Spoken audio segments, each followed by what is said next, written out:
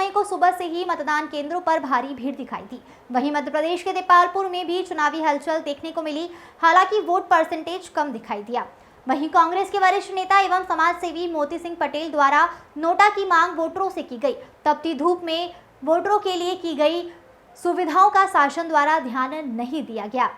Voters गर्मी में बंद कमरों में मजबूरीवश वोट डालने गए।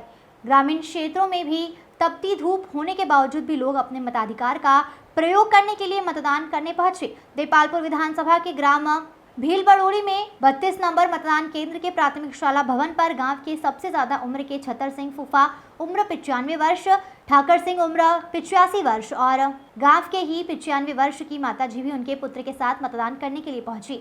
इस दौरान उनमें एक अलग ही उत्साह नजर आया। इस मौके पर ग्राम भीलबड़ोली के समाज सेवी, सांची दूध संघ के अध्यक्ष और कांग्रेस के वरिष्ठ नेता समाज सेवी मोती सिंह पटेल ने अपने परिवार के साथ मतदान किया। साथ ही मोती सिंह पटेल ने सभी से मतदान करने की अपील की। इस बार चुनाव में कांग्रेस उम्मीदवार नहीं होने से कांग्रेस विचारधारा के लोगों में बड़ी निराशा देखी गई और उनमें नाराजगी भी थी, लेकिन गठबंधन के नेताओं द्वारा इस बार नोटा का ऐलान भी किया जा रहा है।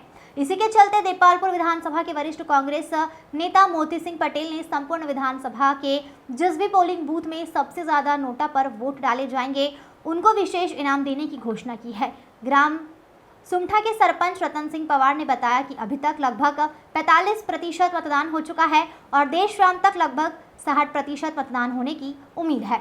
इंदौर से आशीष तिवारी की रिपोर्ट। ग्राम सुमठा में बहुत अच्छे शांतिपूर्ण तरीके से मतदान चल रहा है और एक तरह से ये तो सत्य सनातन धर्म का यज्ञ चल रहा है, जिसमें सब अपनी आहुति देने के लिए आतुर है। पर कुछ विकृत मानसिकता वाले लोग हैं, वो नोटा की बात कर रहे हैं। बाकी तो करीब करीब सब पक्ष में ही माहौल है, भाजपा के पक्ष में अच्छा माहौल है। होते अभी यहाँ दोपहर तक में स्थिति बिल्कुल डाउन हो गई है, क्या कहेंगे? मतलब सुबह सुबह क्या था कि महिलाएं वगैरह और जो थे सुबह सुबह जल्दी वोट डालने के लिए आ गए थे और यहाँ पर घंटे में 100 वोट के आसपास की वोटिंग हो रही है। अभी 4 घंटे के आसपास 450 के आसपास वोट डल चुके हैं। अभी दोपहर में थोड़ा सा महिलाएं कामकाज में लगी हुई, वापस अभी हम करीब हमारा ऐसा लक्ष्य है कि अपनी 80 से 85% वोटिंग करवाएंगे। बिल्कुल साहब, ये तो हमको क्या 400 से भी ज़्यादा सीटें मिलने की पूरी संभावना है कि पूरी तरह से एक तरह से विपक्ष तो बिल्कुल अपने कर्मों के कारण पूरी तरह ख़त्म हो गया है। वो अब सिर्फ भाजपा ही बची है जो सत्य सनातन धर्म का काम कर रही है। तो उसके कारण बिल्कुल पूर्ण विश्वास है कि इस जो यज्ञ चल रहा है इसमें भगवान भी मदद करेंगे और 400 से पार निश्चित तौर से होंगे। महेंद्र सिंह ठाकुर, सुमठा। मतदान तो सुबह अच्छा हुआ और अभी भी होगा, प्रतिशत तो अच्छा आया है। ऐसा तो कोई अभी कह नहीं सकते हैं अपन के नोटा का से बदलाव आएगा, पर कुछ जाएगा तो सही, नोटा में भी जाएंगे लोग। तो ऐसा नहीं होना था और करना भी नहीं था इनको कोई ऐसा तो था नहीं कि अपन हार रहे हैं। इनको ज़रूरत ही नहीं थी ऐसा करने की, क्यों करा इन्होंने? इनकी इच्छा है तो करने की। आप इसको गलत मानते हैं या सही मानते हैं? नहीं, वो तो करा तो इनने गलत है, क्योंकि यूँ तो बीजेपी तो यूँ जीत रही थी इंदौर जिले में। तो आपका नाम बताइए। मेरा नाम रतन सिंह पवार, आप क्या है? सरपंच। इंदौर लोकसभा क्षेत्र को कलंकित कर दिया भारतीय जनता पार्टी के द्वारा। जिस प्रकार से पूरे देश में इंदौर शहर का नाम आता था स्वच्छता में, और साथ ही साथ इंदौर ग्रामीण बहुत जागरूक मतदाता है, आम जनता है। पर इस बार भारतीय जनता पार्टी के द्वारा जो कृत्य किया गया, जहाँ कांग्रेस के उम्मीदवार का नाम वापसी करवाकर उनकी पार्टी में ज्वाइन करवाया गया, उसके बाद जनता में आक्रोश है, मतदाताओं में आक्रोश है। क्योंकि 5 साल में एक बार अवसर आता है लोकसभा चुनाव के लिए और मतदाताओं में बड़ा उत्साह रहता है। वो 5 साल पिछले कार्य के देखते हैं कि जो हमारी वर्तमान सरकार है, जो हमारे जो चुने हुए सांसद थे, उन्होंने हमारी जो अपेक्षाएं थी उन पर खरे उतरे कि नहीं उतरे, हम उन पे उन्हें उनको वोट दें या बदलाव करें। वो अवसर कांग्रेस पार्टी का जो था, भारतीय जनता पार्टी ने उसको छीन लिया। पर ये लोकतंत्र की हत्या है और इसका जवाब एक एक जागरूक मतदाता अपना जो है नोटा पर मत डालकर इसका विरोध दर्ज करा रहे हैं। नोटा डालने से यहाँ पर किसी प्रत्याशी को कोई फर्क नहीं पड़ेगा, लेकिन एक जो जनता की भावना है, आम जनता की भावना है, ये विरोध दर्ज होगा। और जिस प्रकार से इंदौर शहर का नाम स्वच्छता में नंबर 1 था, अब इंदौर लोकसभा क्षेत्र भी नोटा में नंबर 1 पूरे देश में आएगा।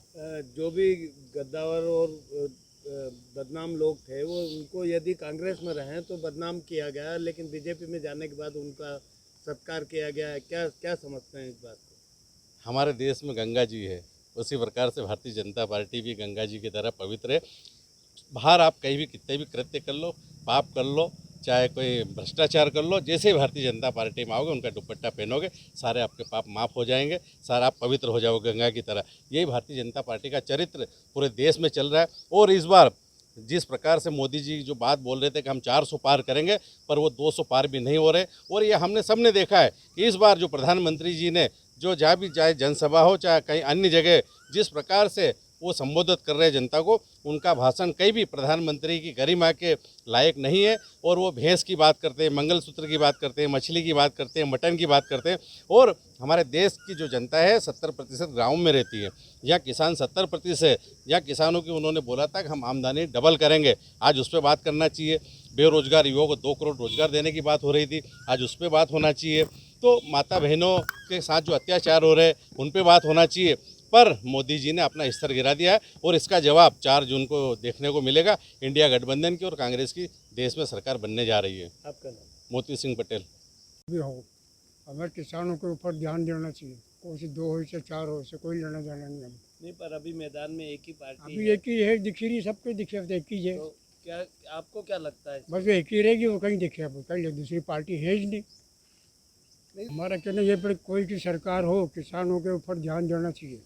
कोई की बने सरकार से हमको कोई लेना देना नहीं।